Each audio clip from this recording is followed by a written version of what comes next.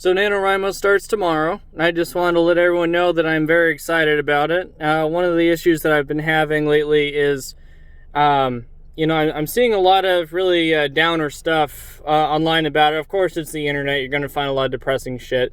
But my biggest thing is, when you're, even when you're going to memes and stuff, you totally relate to, the hard things that, writers run into as a writer.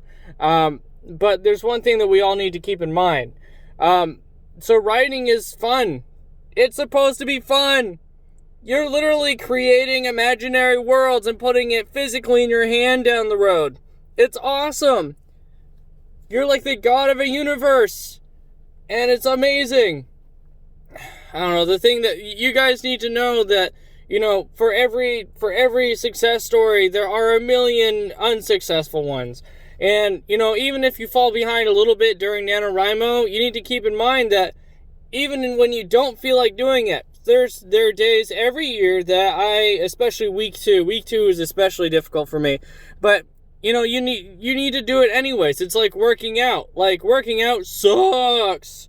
But once you start doing it every day, man, you look forward to that stuff. You look forward to it every day. So what my recommendation to you is try to find that one person this year who is absolutely they motivate you. If you're a competitive person, I can be competitive sometimes. When I first started doing it back in 2013, I did it with somebody who was right at the same level as me with the word count every single day. And that motivated me, man. I wanted to be the best. And you know what? There's a lot of people out there that are going to say things like, oh, my writing's really bad, I'm having a hard time, and it's okay to have a hard time. But, being a bad writer, even the bad writers are not that bad. You know why? Because they fucking did it. Which is worse? Which person is worse? The fat guy who's running for the first time at 4 a.m, or the guy sitting on his couch laughing at him? Which one of them's worse? You could be in the best shape of your life, but, as long as you're out there doing it, you're better than the guy who's sitting still. So my recommendation is, you got to find that motivation. You got to find that hunger. Jimi Hendrix never took any compliments or anything like that. He never really took any kind of good feedback. The reason why is because he wanted to stay hungry. You got to be the Jimi Hendrix. Just don't die at 27. But you got to be Jimi Hendrix. You got to be excited. You got to love it. You got to eat it, breathe it, live it. Everywhere he went with his guitar, he had the guitar in his hand. All over the place. He would go to social events and have the damn thing in his hand. Awesome. You need to have yourself the motivation to get yourself out of bed. You want to be excited for your story. Excited. If you come home at the end of the long work day, like I do, you're going to come home and you're going to, oh my God, I had to work on my project. Oh, no, man. Go out there. Be fucking motivated to write your story. Be excited. Like you're the master of your own universe. Do it. Just do the project. It's crap. You know what's more painful? You know what's more painful than writing? I'll tell you what's more painful than writing. Watching someone else take the same NaNoWriMo year as you and do their project and do it every day and then fucking beat you. And then they all did it because you made excuses for yourself. Don't make excuses. Make books. Make goddamn books. You can be as stressed out as you want. Write about it. Goddamn, write about it. You're not going to be a better writer if you don't fucking write. They go, oh, my writing's really bad. Okay, well, when was the last time you sat down and actually did something? What I've got here, I have a notebook in my truck at work. I am at work, and when I'm having a lunch break, when I'm getting gas, and I get a really quick idea, I write that shit down. It's going to be good for later. Maybe not, but I have it. So, I'm not saying, oh, well, I can't have a notebook at work, blah, blah, blah. Yeah, I get it. I've had lots of jobs where I can't have a notebook. I can't get a break from anything. I totally get it. But, get excited about it. Find time to read if you Stephen King, as much as, everyone says things about him all the time, but one thing I do take away from him is, if you're not reading, you don't have the tools to write. So when you're not writing, try to find something to read. You need to rise to the occasion. You're going to look back in 10 years and you're going to say, why didn't I do it? I made so many excuses for myself. Man, I turned 30 this year and I already am telling myself that. Like, man, I wasted so much time and I should have accomplished more at this age.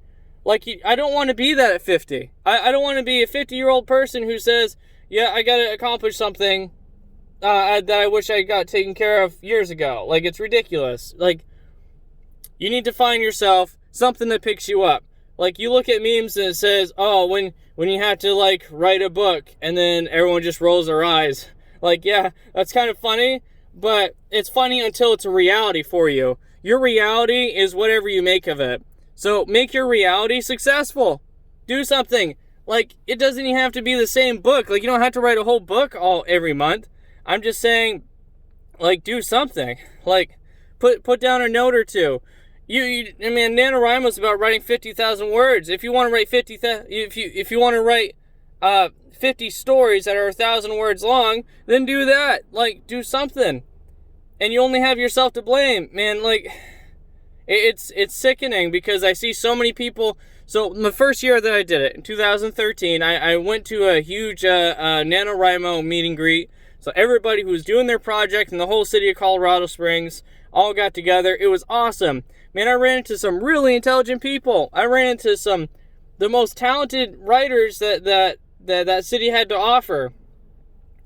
And only like 4 people finished that year. Do you know how excruciating that is? Like, you sit there and you listen to everyone's great fucking idea. You're like, oh my God, where did you come up with that idea? Like, your plot bunnies must be all over the place because that was a great idea. Oh my God, you're giving me inspiration. Get fucking inspired.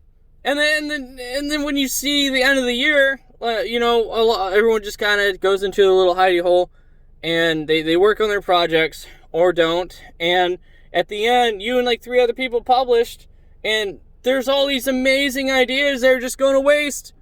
They're going to waste, and those stories are never going to see the light of day because that person made an excuse to not work on it that day. Like, they made that one excuse. You know what that does? That gives you a door. And that door goes into this other world of just laying off on it. Like, oh, well, I'm 2 days behind. Damn, I'm really getting behind. I should really get to it. Oh, I'm 5 days behind. Oh my God, like, I'm really, really behind. Like, I don't even know if I should do it anymore. And then you're in like day 10. And you're like, oh my God, I'm so far behind. I'm just not even going to bother with this year. Like, it's too far behind. I can't do anything. Don't put yourself in that situation. Don't do it. Put yourself in a situation where you're a fucking winner. Be a goddamn winner. Have a winner's attitude. You want to sit down at that desk every single day and you want to say, I'm going to write a goddamn book today. I want you to say that to yourself. Say it to yourself. Write a fucking book today. Work on it. 500 words, 200 words, 3 goddamn words. Do something. And everyone's sitting around, oh, I can't do this, I can't do that. Man, it's pitiful.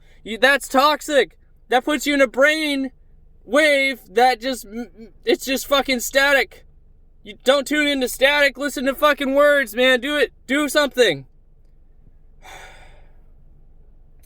Sorry, I was listening to a podcast at work today, and it's just listening to people make fucking excuses.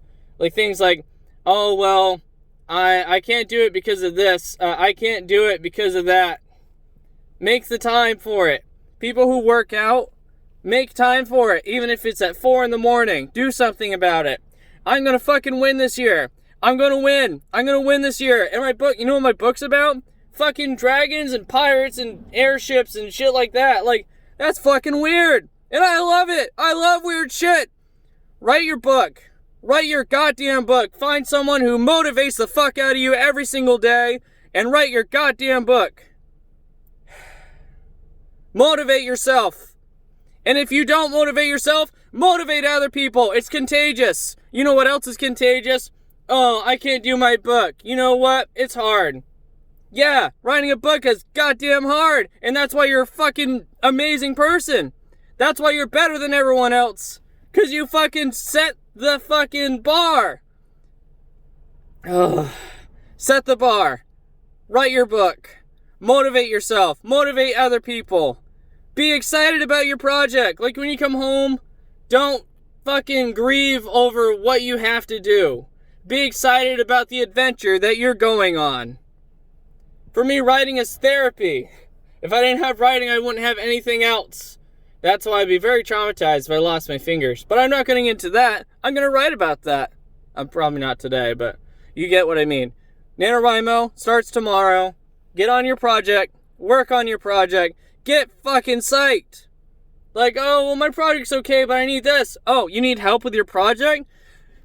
Do you know how many people there are to get help from? Like, there's NaNoWriMo. There's the Discord. There's the Facebook. There's the forums on the actual website. There's no excuse.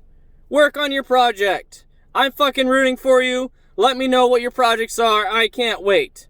I personally can't wait. You tell me about your projects in the comment section, and I'm fucking ready. Let's go. Let's do NaNoWriMo. Let's all be fucking winners. I want this whole fucking, I want this whole, all of Maine. I'm with the Maine group.